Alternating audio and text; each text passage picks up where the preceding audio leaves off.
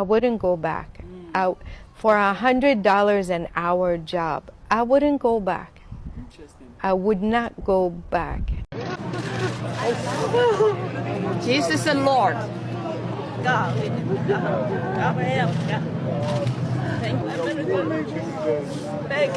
Leave the United States for at least 1 or 2 years. That is the best advice I could give any young person. Good morning, good afternoon, good evening from whichever part of the world that you're watching me live. My name is Isaac Wabomba and this is Africanization Data. Welcome, and I always say thank you so much for being part of this family where we keep you updated. And now we have seen President Donald Trump has suspended and banned some countries from entering the United States of America. So now let's watch this clip together. Very simply, we cannot have open migration from any country where we cannot safely and reliably vet and screen those who seek to enter the United States. That is why today I am signing a new executive order placing travel restrictions on countries including Yemen, Somalia, Haiti, Libya, and numerous others. The strength of the restrictions we're applying depends on the severity of the threat posed. The list is subject to revision based on whether material improvements are made, and likewise new countries can be added as threats emerge around the world. So now this is an executive order that President Donald Trump signed during his first term. And in other words, we can all, or rather if not all, we can say that President Donald Trump is leading the state with emotions. Remember, at the moment, things are not working for the Americans. Jesus and Lord. God.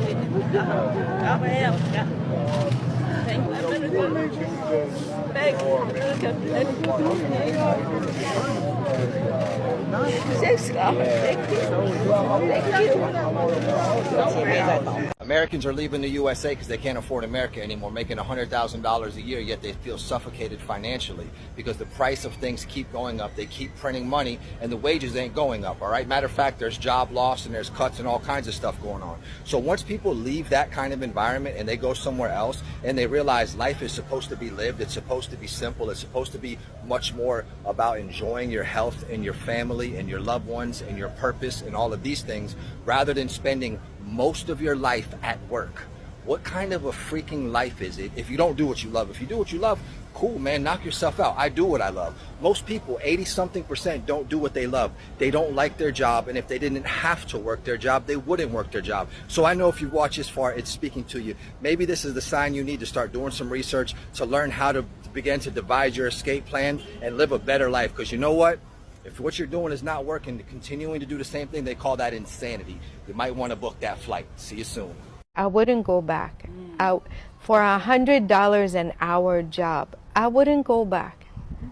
I would not go back. But now he is on the other side trying to fight other political wars against other countries. So now, before I continue, some of the countries that perhaps I should read the countries that he has decided to ban from entering the United States of America, of which there are 12 of them.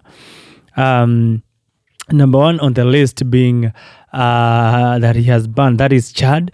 We have Congo, we have Afghanistan, and we have Equatorial Guinea, Eritrea, Haiti, Iran, that's the name is Myanmar. We have Libya, Yemen, Sudan, Somalia. Those are the countries that President Donald Trump has banned. And now when it comes to restriction, we have Cuba, we have Laos, we have Sierra Leone, we have Togo, we have Turkmenistan, and then we have Venezuela and one more country there.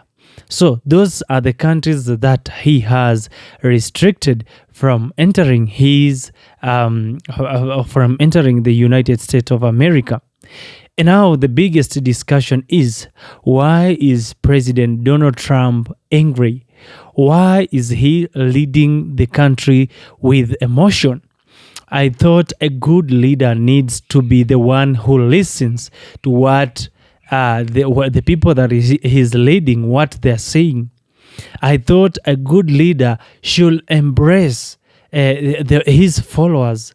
So President Donald Trump was elected by the Americans, but now the situation in America is totally into mess. And now the Americans are they are preferring to be led by the president of Burkina Faso, that is President Ibrahim Traore. The reason being, right now life has become so much expensive. Life has become so much unbearable in the United States. Businesses are closing down, but President Donald Trump doesn't care. People are being laid off on daily basis.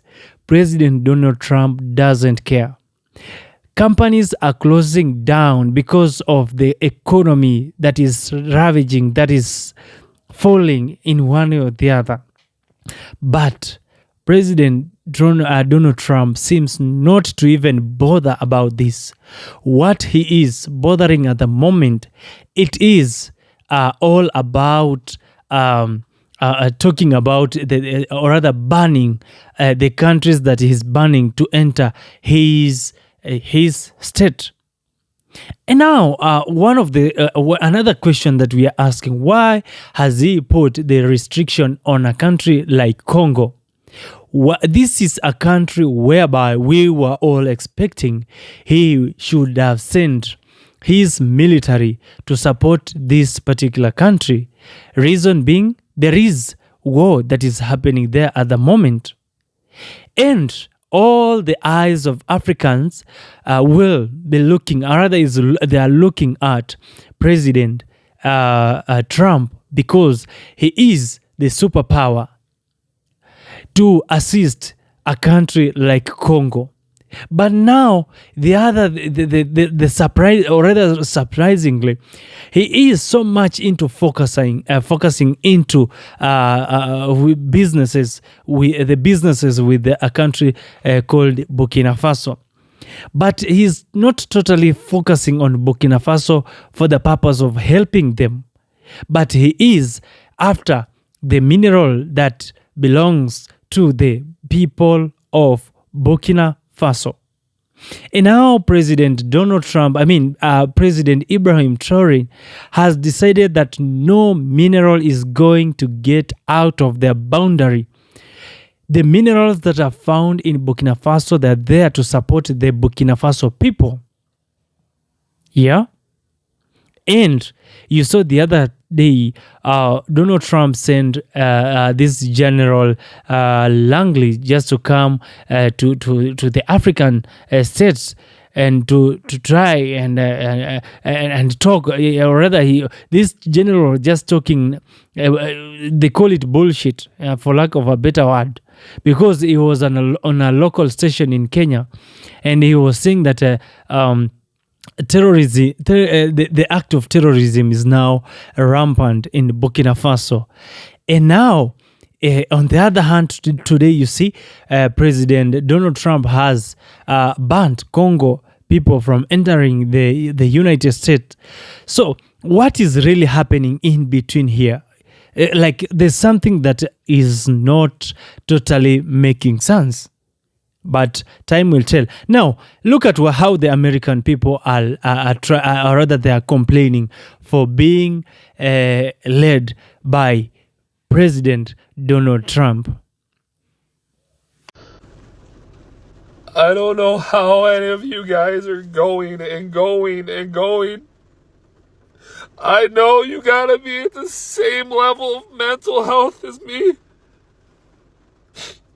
Every day it's something new between the fucking news and the fucking stupid Biden and stupid Trump. And this country's fucked. Every day we're spending more and more money. None of us are getting ahead. The rich people are the ones that are fucking getting ahead. I'm tired of struggling. I've done everything I can. I'm trying to be a good man. I take care of my daughter. I take care of my wife. The best I can. I can't keep going. Every day it's something new. Then on top of that, as if you're not trying to spend money, you have to. Fucking everything's expensive. I own a painting company, I still can't fucking make it. I'm fucking trying, man.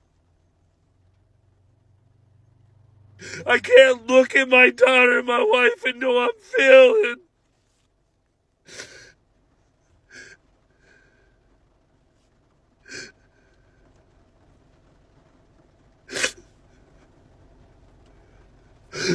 I'm fucking done.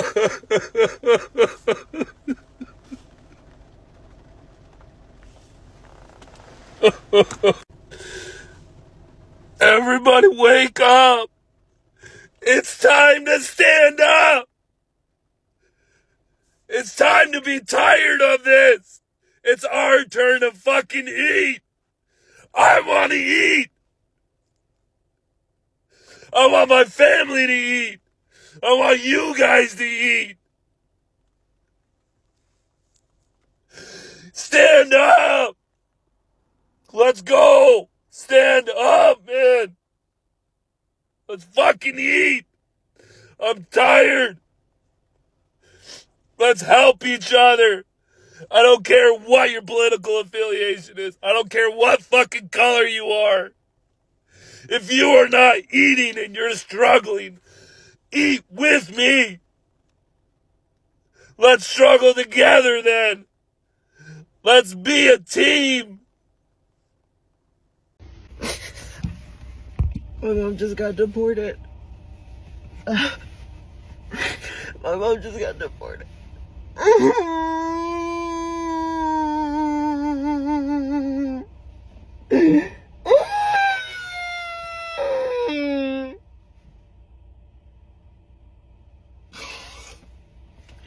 It's so not fair. It's so not fair. She's literally not a criminal. Like, she's literally just paid her taxes. She's literally just...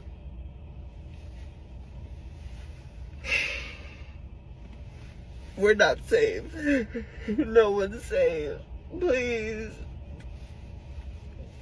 Hug your loved ones, please. Yes, so by President Donald Trump doing this, I think it's one way of strengthening African to move, Africans to wake up.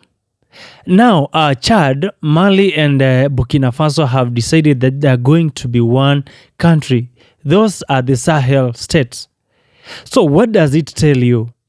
They are trying to embrace what China did. You know, China told the United States that you guys, you get out of here. We do not need your business. Let us do our own things of our own. And that is how China grew to the level that it is right now. As much as as much as Donald Trump tries to convince himself that America is doing much better than China, it's true and it's a fact that China is far much ahead of the United States at the moment. Based on the technology, based on the growth or how things are in China right now, you cannot compare the same with the United States. You know, one thing United States has this, so long as they have this name, superpower, they think that everything is just okay. Everything is just how it is, and it will always be. But now they forget that the world is evolving very fast. And now, Ibrahim Traore being the captain in Burkina Faso, And now he's the one leading the movement in Africa. He wants Africans to stand on their own feet. Now, he has, in partnership with the Chad and Mali, they have decided now they want to merge these three states into one. And by doing this, they're following an example of China. They want to stand on their own. And I'm telling you, if we give them in the next 3 years to come, these three states will be very much and far, far ahead. They are being supported by China. China is on its feet alone. And now they want, or rather they have partners, and they're continuing to partner into so many, many things to ensure that Burkina Faso or the Sahel states grow. On the other hand, the United States, people are crying day and night. They are crying. Their president, Donald Trump, is a man who is leading with emotions. He is leading his people with emotion. And he is that kind of a leader who is said to be. He has nothing to lose. So I don't know what the United States people, or rather the citizens, are going to do now that they are the one who elected him lawfully into power.